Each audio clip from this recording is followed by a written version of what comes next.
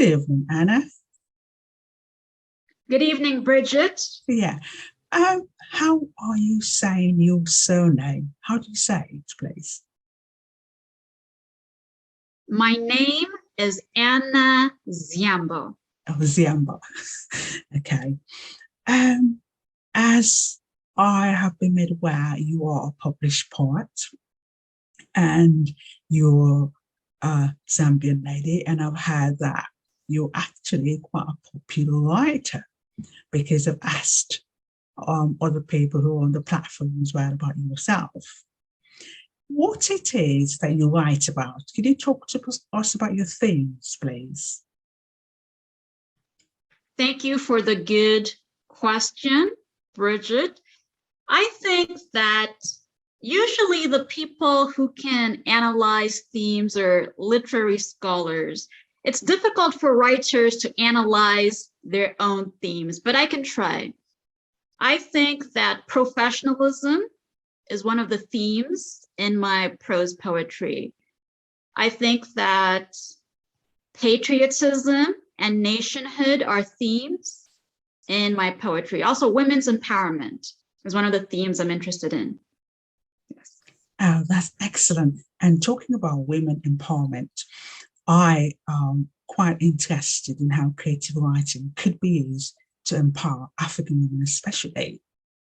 And would you consider yourself to be a neurofeminist?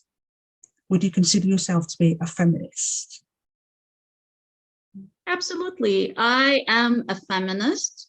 Feminism is constitutional here in the Republic of Zambia. The Constitution of Zambia explicitly states that men and women are equal, and that is feminism. Yeah, good. As we talk, I shall see how you explore your themes in your poetry. But one thing that caught my attention was you said you write prose poetry. To us, in layman's terms, what's that, please? Prose poetry is literature. A prose poem is a literary text. Prose poetry is a type of creative writing.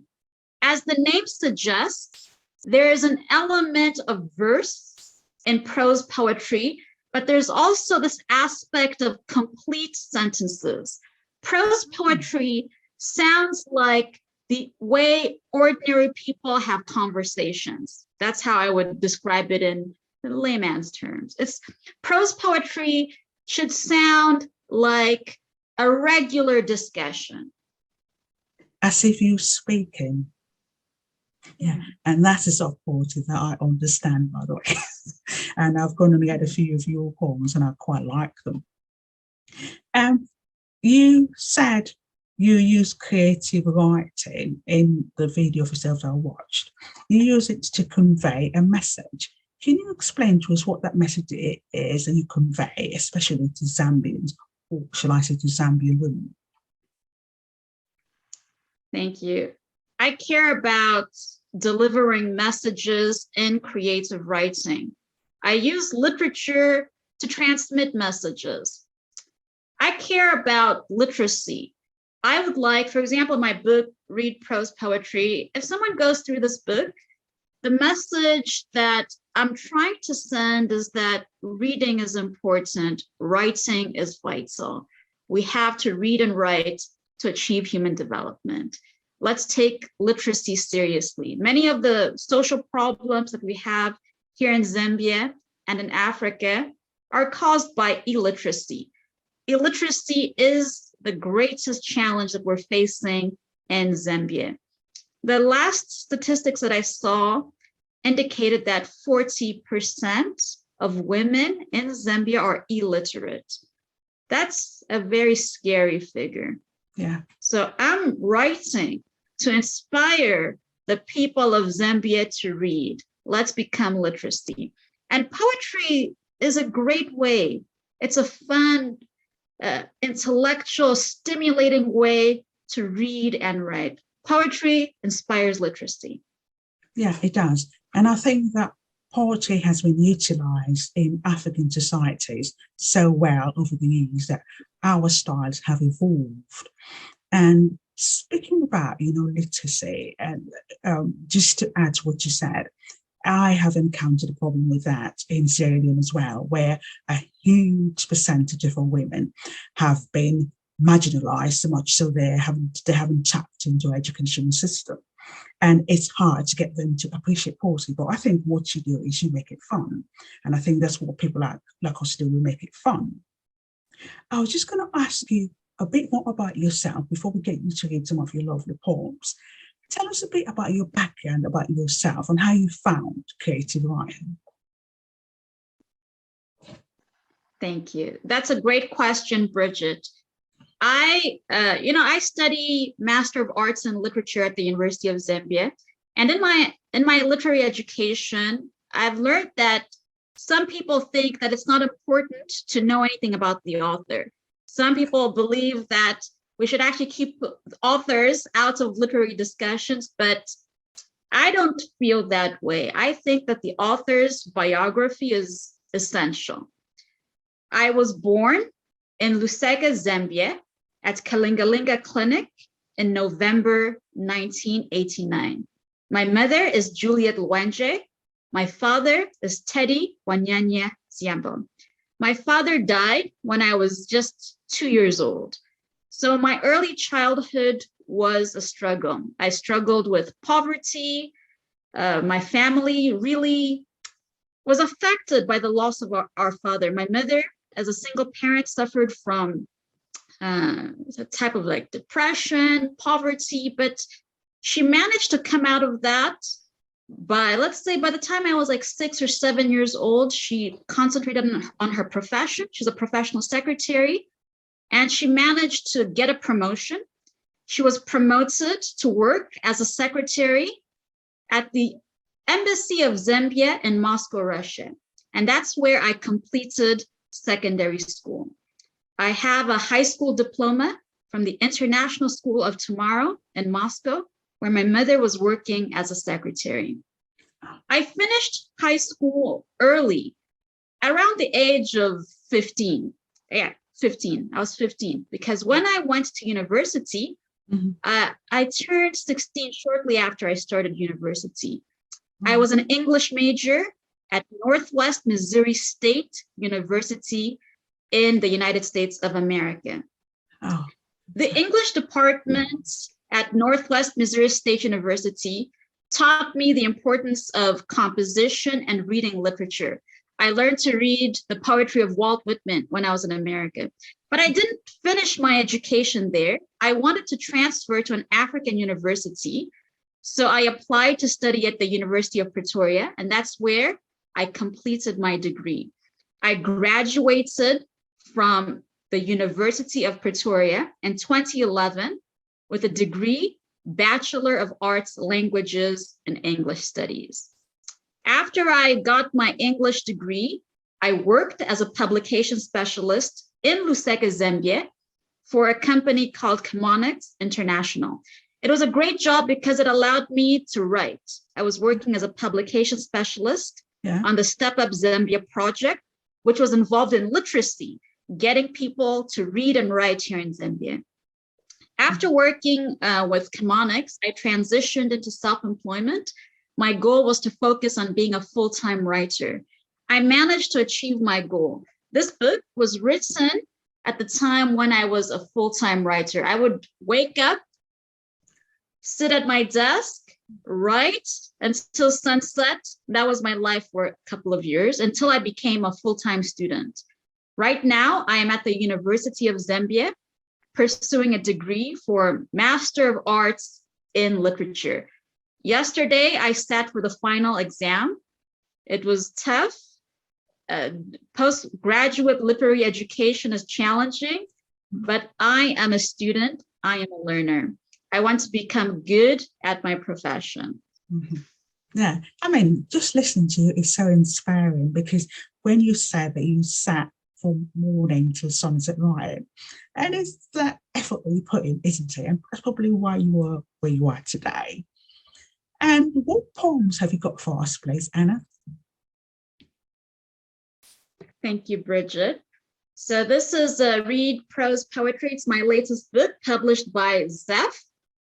So there's a poem on page 37 called Saying the Right Words. Saying the right words creates opportunities. Encouragement empowers Zambians. I speak optimistically. Equitable language increases equality. Words boost confidence. Poetry inspires Zambia. Please proclaim progress. Kindly announce achievements.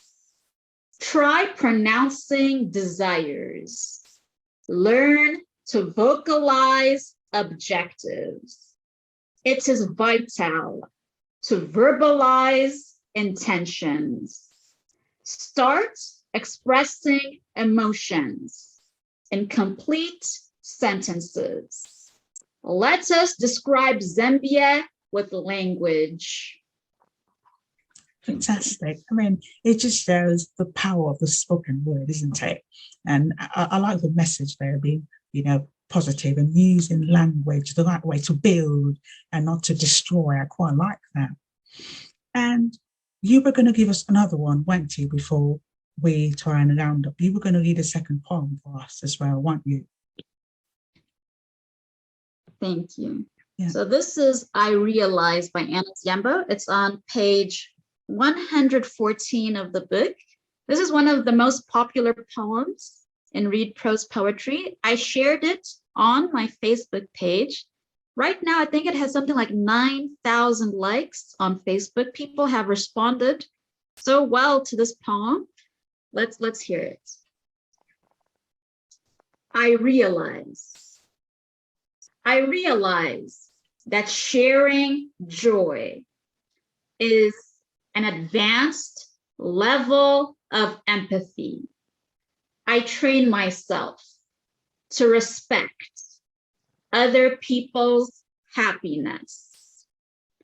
It is empathetic to care about the bliss that someone else feels. I just like it. I see it on a postcard. I just seen it on a postcard, and I like it. I think of coming to Zambia on holiday and then seeing it on a postcard, and it just speaks volumes because I like your positive attitude. And when you said about prose poetry, reading like you speak and reading naturally, indeed it does. And have you, as we round up, have you got any advice for emerging poets? I have quite a few young poets on the country on the page, and poets from all the West African countries who, people like yourself will look up to as a role model. So what advice would you have for young people starting out? My advice for young people starting out is please pursue education. Education is vital in poetry. You must be educated. You must read poets. Please look at the history of poetry and try to know who's been writing poetry. What have they been saying? Because one of the dangers of not reading is repeating or just going through things that we've already established as a profession. So let's read. Let's go. Read poems that were written 200 years ago, 300 years ago. Read poems that were written 10 years ago. It is vital to pursue education. I encourage poets to look for literary courses in the community. For example, here in Zambia, we have a literary degree at the University of Zambia. You can study literature, but I usually see young people who say, I want to be a poet, but I want to study engineering. So I would tell, the young people, try to see it this way. We would never take someone seriously if they said, I'm an engineer, but I've never studied engineering. We would expect someone calling themselves an engineer to have an engineering education. Yeah. So that's poetry as well. Please pursue literary education. Yeah. It is so rewarding to read poems, to study poetry, and to become a professional in the literary industry. There's so many opportunities for literary professionals. I would encourage young people to know that it is possible to be an English major, to be a lit major, to be a creative writing major, and to have a viable profession. That's fantastic to hear you say that. And I think that's the best way to finish off our interview, because I myself started off by studying literature and English. And I often tell people that if you don't have that background, you probably are missing a vital ingredient. And it's good that a professional like yourself put it so astutely.